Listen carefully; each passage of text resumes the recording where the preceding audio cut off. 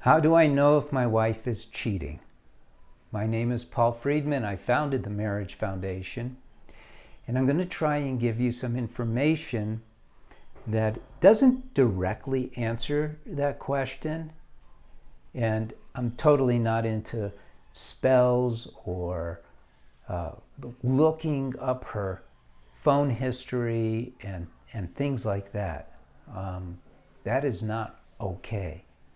What I am into doing is helping people live the marriage that they have to its best. So I'm going to share with you things that are factual and then ideas for you. So here's a fact.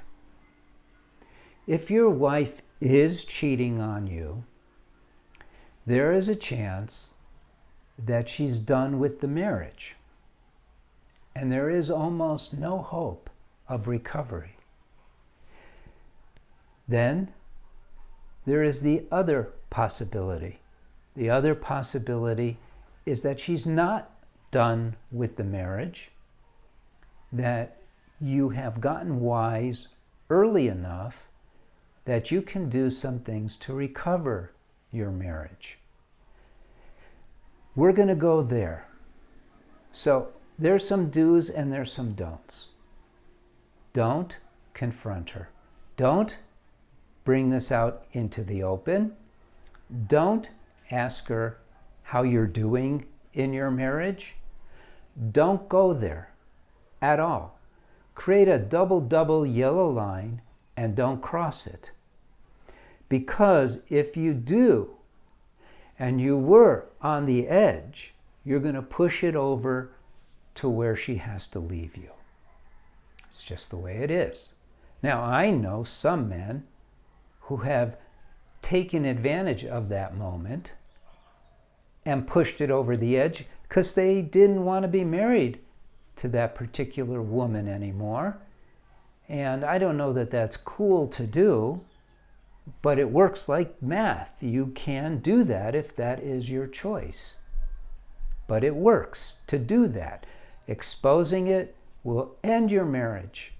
Now, she may not respond in a way that is indicative of ending the marriage externally, but if she's cheating on you, she's already pretty good at hiding things. So let's hope, because I'm assuming that's what you want, is for your marriage to continue. Let's hope that she falls into the other category, where there's still hope. What do you do? What do you do with that? So the number one mistake that men make, and I'm not saying that it's yours, but you should be aware of it, is using their power to protect, which is actually a biological thing. They use their power to protect on their wives and scare them out of their marriage. So what does that look like? It could be as subtle as looking at her sternly like this. You may think it's nothing. It is something. It's huge to them. You're not a woman, so you don't know these things. So you have to be extremely careful and cease that type of activity 100%. The second thing, which is the first killer of all marriages, is overfamiliarity, where you basically take your wife for granted and you're just not nice to her. Now, you got married in order to be nice to her. You didn't get married by going, will you treat me like a king? You got married going, I'm going to treat you like a queen. But you haven't been. Actually, if you had been, there's no chance you would be asking this question. It is not only the number one killer of all marriages, overfamiliarity,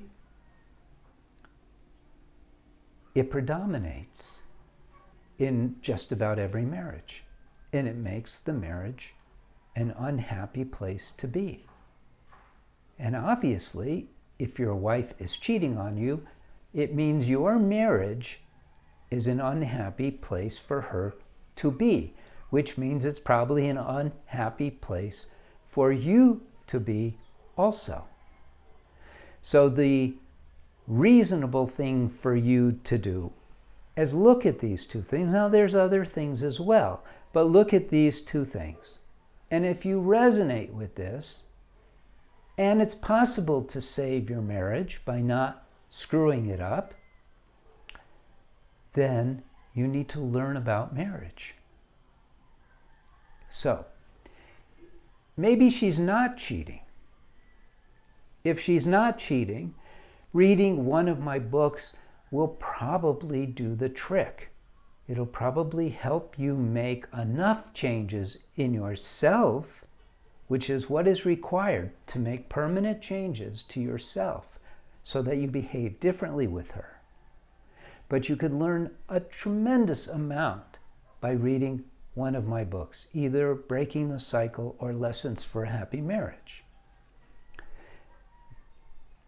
Unfortunately, if you're asking this question, your marriage is probably sliding towards divorce. In which case, with the Marriage Foundation, we've developed a course for men to help them come back on the right track effectively but efficiently, meaning fairly quickly.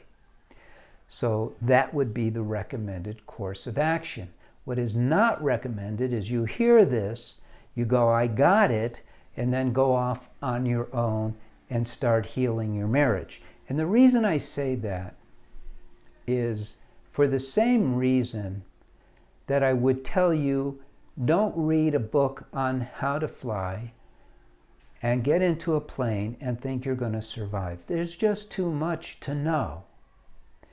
And it may seem like a lot of what people know about marriage is opinion.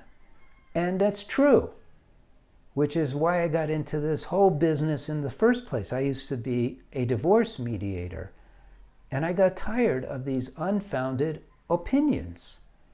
And I sought principles, and I laid out principles. So everything that you hear from me is not an opinion. It's based on principles, based on facts, situations that I've encountered for 20 plus years, and it works. We have saved thousands of marriages. So that's it. I hope this was helpful, useful, and subscribe to this channel so you could learn more about marriage. There's plenty of material that is available to you for free. Peruse our website, read articles, hear more videos. I want to tell you something about marriage that you may not have thought of, and that is that marriage provides two amazing gifts: happiness, ever-increasing happiness, every day gets better, and love, which has no end. And I know for a fact that you're not getting those two from your marriage, or you wouldn't be here. And you should be getting those, and you can be getting those. It doesn't take a genius, it just takes learning about marriage. So please like this video, share it, leave a comment if you'd like. You can flatter me in the comment if you want to. And blessings to you, blessings to your wife and your family. And take care. God bless.